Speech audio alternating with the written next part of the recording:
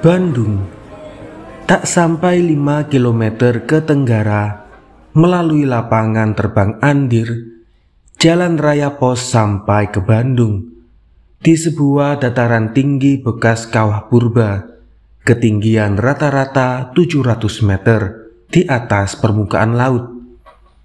Kota Bandung sendiri semasa kolonial dimasyhurkan sebagai Paris Van Java, juga pusat kemiliteran sejak awal abad 20. Semasa Orde Baru memang bukan lagi pusat kemiliteran karena seluruh daratan Indonesia telah diduduki oleh militer. Tentu saja bukan militer company, bukan militer Hindia Belanda, tetapi militer Orde Baru. Bandung, ibu kota Priangan. Semasa era kemerdekaan nasional juga masyhur di dunia sebagai ibu kota Asia Afrika, karena disinilah untuk pertama kali diselenggarakan Konferensi Asia Afrika 1955. Di sebelah utara dan sebelah selatan, dataran tinggi berjajar gunung-gunung api yang telah lama mati. Tetapi di dalam kota Bandung sendiri berjajar bangunan-bangunan peninggalan kolonial dan bangunan baru semasa kemerdekaan. Di antara gedung-gedung terdapat sebuah yang diarsiteki Bung Karno sendiri. Bandung juga dikenal sebagai kota lautan api, karena semasa revolusi kota ini menjadi lautan api dalam mempertahankan kemerdekaan nasional. Priangan si jelita yang ribuan tahun hidup dalam kedamaian nyatanya tak segan berlumuran dan terbakar demi kemerdekaan nasional. Setiap orang Indonesia kenal lagu revolusi Halo Halo Bandung itu. Sesekali juga diperdengarkan di forum-forum internasional. Bahwa Bandung terkenal juga sebagai ibu kota Asia Afrika memang bukan suatu kebetulan. Setelah usai Perang Dunia II, Vietnam dan Indonesia tampil sebagai pelopor Asia Afrika yang membebaskan diri dari kolonialisme. Vietnam pada 15 Agustus 1945 dan Indonesia 2 hari setelah itu, 17 Agustus 1945. Vietnam dan Indonesia telah membuktikan bangsa jajahan bisa memerdekakan diri dari kekuasaan kolonial dunia utara. Maka sejak itu Asia Afrika bergolak untuk juga memerdekakan dirinya. Tanpa keberhasilan dua negara pelopor ini, sulit dibayangkan gerakan-gerakan kemerdekaan di dunia selatan bisa sukses. Sayang perjuangan mereka tidak semua segera berhasil. Perang Dunia II segera disusul oleh Perang Dingin Timur Barat. Komunisme versus kapitalisme. Perang memperebutkan keunggulan sistem politik dan ideologi dan tata dunia. Dan apabila telah menyangkut ideologi, maka lenyaplah batas-batas ketatanegaraan, regional, internasional maupun nasional, karena dia hidup dalam benak pribadi perorangan. Dalam Perang Dingin antara Timur dan Barat, Dunia Kedua dan Dunia Pertama, Soekarnolah yang menemukan Dunia Ketiga. Dunia harapan yang terbebas dari konflik Timur Barat, komunisme, kapitalisme.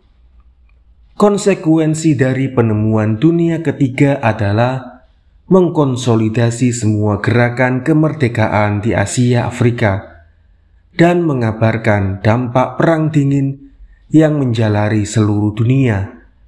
Manusia penjajah dan manusia jajahan sekaligus. Pandangan jauh Soekarno yang membuat Indonesia menjadi mercusuar Asia Afrika. Dan ini bukan penampilan Soekarno yang pertama dalam sejarah umat manusia. Penampilannya yang pertama adalah semasa muda. Ia merintis dan berhasil dengan gemilang melahirkan nation Indonesia. Dan bukan tanpa hambatan dan hadangan, namun tanpa mengucurkan setetes darah pun, seperti terjadi pada bentukan nation-nation lain di luar Indonesia. Dakwaan sekutu pemenang Perang Dunia II bahwa Soekarno adalah war criminal, di samping Hatta yang kolaborator Jepang, buyar tanpa bekas. Dalam masa pendudukan militeris Jepang, bukan tanpa mempertaruhkan jiwanya, ia mempergunakan kelemahan Jepang yang membutuhkan bantuan kaum nasionalis untuk melakukan pendidikan politik secara massal yang tak pernah bisa terjadi semasa kolonial Hindia Belanda, dan secara psikologis menaikkan harga diri manusia Indonesia di hadapan hegemoni kekuasaan-kekuasaan penjajah Barat. Semua yang diupayakan barang tentu dengan sejumlah kelemahan dan kesalahan, menemukan muaranya pada kemerdekaan nasional pada 17 Agustus 1945, dan tanpa mengucurkan darah setetes pun. Suatu unikum dalam sejarah umat manusia, bukan kebetulan bila negara-negara penjajah atau bekas penjajah di dunia utara tidak menyukai Soekarno, apalagi antek-anteknya di dalam negeri Indonesia sendiri, yang hidup dari kesetiaannya pada bekas majikan. Itu sebabnya sampai sekarang pun semua anti Soekarno digabung jadi satu ikatan, masih tetap tanpa arti di hadapan Soekarno, sekalipun berhasil dibikin almarhum sebagai tahanan Orde Baru. Gelar Bandung sebagai Paris Van Java jelas menerangkan bahwa sudah sejak semula tempat ini jadi tujuan wisata. Maka wajar-wajar saja bila lahir lagu pujian-pujian yang dipersembahkan pada Mojang Priangan pada umumnya dan gadis Bandung pada khususnya, sebagaimana dituangkan dalam lagu melankolis Panon Hideung alias Mata Hitam. Berpuluh tahun lagu ini berkumandang di darat, laut, dan udara. Dalam tahanan di penjara Bukit Duri, waktu aku belajar lagu-lagu Eropa dan Amerika dari seorang perwira TNI, juga tahanan. Untuk pertama kali ku dengar dari mulutnya bahwa Panon Hideung bukan lagu asli Sunda. Itu nyanyian orang-orang Rusia putih imigran setelah terlanda revolusi Bolshevik. Kemudian ia menyanyikan dalam terjemahan Inggris berjudul Far Over the Sea dalam pembuangan di Pulau Buru 1972. Seorang organisator buruh sekaligus peserta pendiri Pertamina RPR Situmayang, dengan alasan apa aku tak pernah tanyakan, memberikan sanggahan. Yang benar bisa sebaliknya. Far Over the Sea boleh jadi mengambil dari Panon Hideung melodinya. Sebenarnya tidak sulit untuk melacak mana yang lebih tua, tetapi masa penahanan dan pembuangan tak memberi kesempatan. Masa bebas pun ternyata juga tidak, karena disibuki hal-hal lain. Yang jelas, pada tahun belasan abad ini, memang ada beberapa orang Rusia putih yang bergerak di bidang panggung Indonesia secara profesional, tanpa penyelidikan sejarah, autentisitas, dan antisitasnya. Sulit menunjuk orang Rusia tersebut sebagai mata rantai penghubung. Bandung juga terkenal dengan julukan Bumi Sangkuriang. Sang Kuryang adalah tokoh pria yang mencintai wanita, yang kemudian ternyata ibunya sendiri. Oedipus Rex, gaya Sunda. Walau tidak banyak, memang ada legenda-legenda dunia yang menyusup jadi legenda setempat di Indonesia. Bagaimana Oedipus Rex sampai ke Priangan dan melalui jalan apa dan seberapa lama dalam perjalanan juga belum terselidiki sampai tuntas. Setidak-tidaknya Oedipus Rex juga menyusup ke sebelah timur Priangan di Jawa Tengah dengan nama lain. Bagiku sendiri, Bandung memang tempat yang tak dapat dilupakan, baik dalam hubungan dengan segala sesuatu, dengan konferensi AA maupun pertemuan-pertemuan pribadi. Tetapi yang paling mengesankan adalah kejadian 4 tahun setelah konferensi tersebut, 1959. Waktu itu diadakan Konferensi Nasional Komite Perdamaian Indonesia. Pembicara utama tentu saja Bung Karno, Presiden Republik Indonesia. Kemudian juga Ruslan Abdul Ghani, yang semasa rezim Soekarno mendapat julukan Jubir Usman, yang artinya kurang lebih juru bicara tentang ideologi negara. Aku mendapat giliran menyampaikan pikiranku, khusus mengenai aspek budaya. Aku yakin pidatoku tidak punya sangkut paut dengan kejahatan atau semacamnya, politis ataupun sosial. Apa yang terjadi? Begitu turun dari mimbar, 3 orang tentara telah menyambut untuk menyampaikan perintah menghadap ke Kodam Bandung. Kusanggupi akan datang dan mereka pergi. Langsung kutarik istriku dari barisan kursi hadirin dan kubawa pulang ke Jakarta. Ternyata tidak berhenti sampai di situ. Di Jakarta, surat panggilan Kodam Bandung dimutasikan pada Kodam Jakarta. Berkali-kali panggilan datang, dan aku tak pernah berniat akan datang.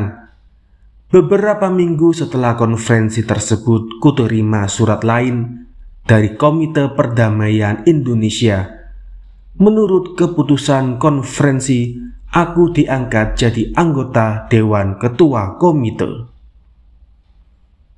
Sumedang, sekitar 40 km ke timur, sedikit serong ke timur laut, jalan raya pos sampai di kota Sumedang, melalui lembah dan bukit, pertemuan kaki gunung Burangrang dan Tunggul di utara dengan Gunung Calacang di selatan.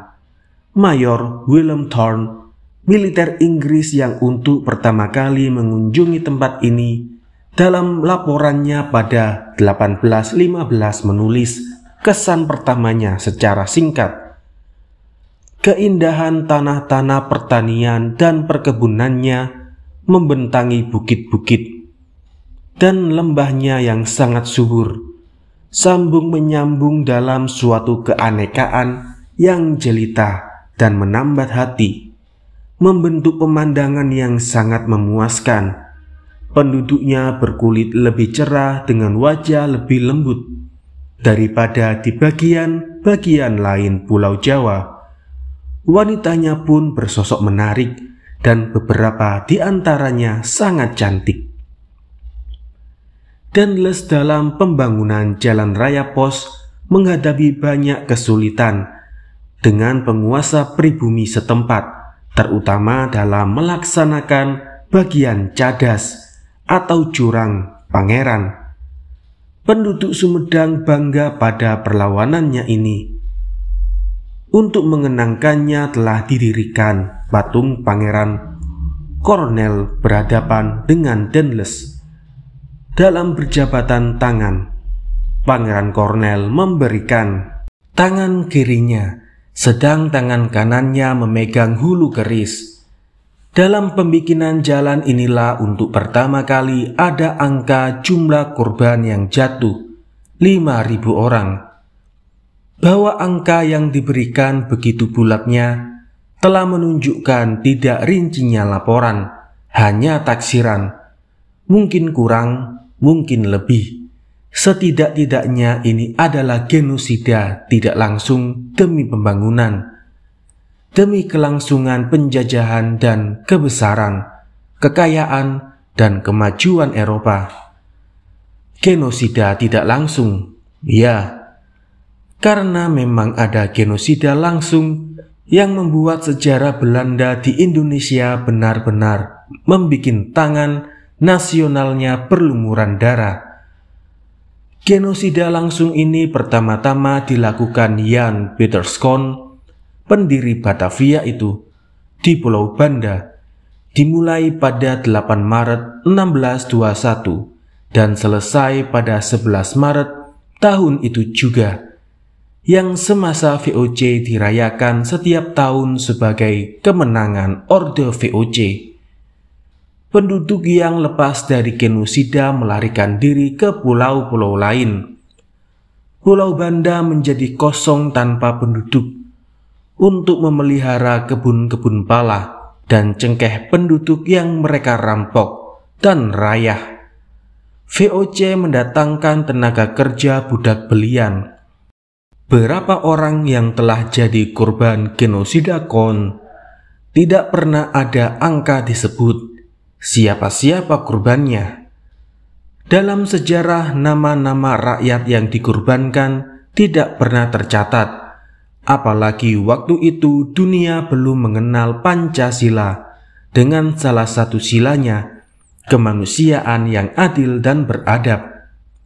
Dalam pelayaran dari Maluku ke Batavia pada 1619, armada VOC singgah ke Jepara yang waktu itu masih pelabuhan, belum tertutup lumpur selebar 7 km dan melakukan genosida ditambah pembakaran separuh kota Jepara. Juga tak ada jumlah korban yang tercatat, apalagi nama-namanya. Untuk berhasilnya proyek pembangunan jalannya, Daendels tidak bergeming melihat ribuan jiwa pribumi melayang. Sekali lagi laporan orang Inggris pada 1815 itu, seluruh jalan raya pos itu korban tewas diperkirakan sejumlah 12.000 orang.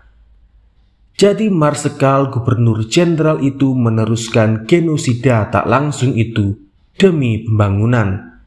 Dan yang tewas tidak akan pernah melihat, jangankan menikmati hasil cucuran keringatnya sendiri. Maaf kalau kulanjutkan cerita ini dengan masalah genosida. Apa boleh buat? Genosida tak langsung dilakukan kekuasaan Belanda di Hindia setelah usai Perang Jawa 1825 sampai 1930. Akibat Perang Besar 5 tahun itu Hindia Belanda bangkrut, dan kebangkrutannya membuat Nederland mengalami krisis keuangan.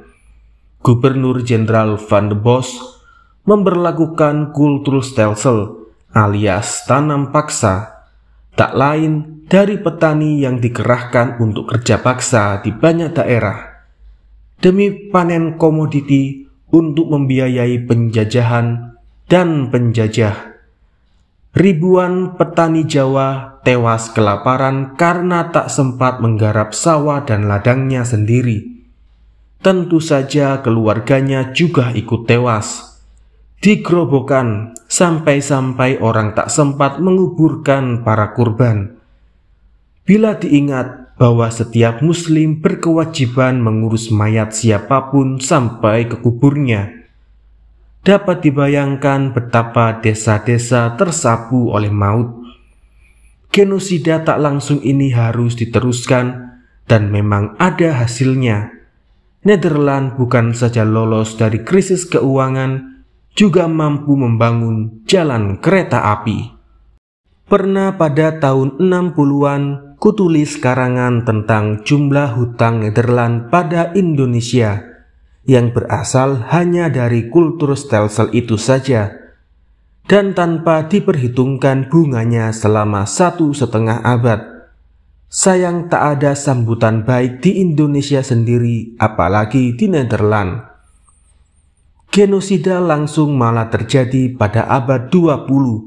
Sekarang yang melakukan bala tentara fasis Jepang di Kalimantan Barat. Sampai sekarang tak pernah ada penyelidikan baik dari pihak Jepang maupun Indonesia. Seakan jiwa orang Indonesia memang begitu rendahnya. Maaf, cerita ini belum juga selesai. Pada 1947, sekali lagi Belanda membuat genosida langsung di bawah Kapten Westerling. Genosida dilakukan di Sulawesi Selatan. Manai Sopian menaksir jumlah penduduk Indonesia yang dibantai sebanyak 40.000 orang.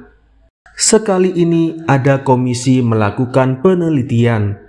Dari pihak Belanda, ia menemukan angka 5.000. Benar atau tidak, tepat atau tidak, memang belum pernah teruji.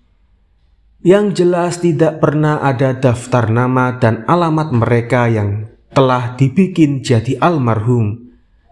Tidak kurang bengisnya adalah genosida sepanjang sejarah feodal pribumi sendiri. Kalau yang tewas di kasta satria mungkin namanya bisa masuk dalam babat. Tetapi bila yang dibantai rakyat kecil, petani, nama mereka akan hapus untuk selama-lamanya. Di akhirat pun mungkin mereka juga tak bernama lagi. Kemudian datang genosida pribumi paruh kedua abad 20. Juga tak jelas berapa jumlah korban pembantaian. Ada yang menyebut ratusan ribu, sejuta, malah sampai 1,5 juta.